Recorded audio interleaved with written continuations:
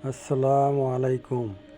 এক যুবক প্রতিদিন একটি কবরের পাশে এসে বসতো।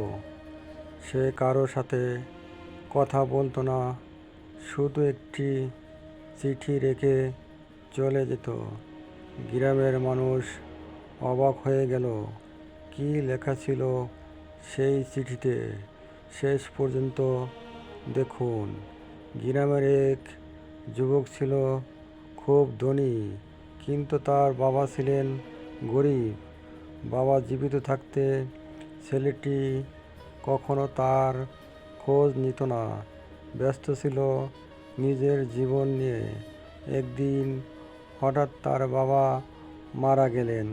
তখন থেকেই যুবক বদলে যেতে শুরু করলো। প্রতিদিন সে বাবার কবরের পাশে একটি চিঠি রাখত। একদিন গ্রামের একজন বৃদ্ধ তাকে জিজ্ঞেস করলেন, এই চিঠিতে কি লেখো? যুবকের চোখে পানি চলে এলো। সে বলল, যে কথাগুলো বাবাকে জীবিত অবস্থায় বলতে পারিনি, সেগুলো লিখি। একদিন সে কবরের পাশে বসে লিখল, বাবা, আপনার জন্য একটি গ্লাস পানি আনতেও আমার কষ্ট হতো।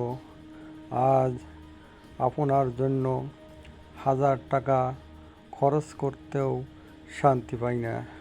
ক্ষমা করে দিন বাবা।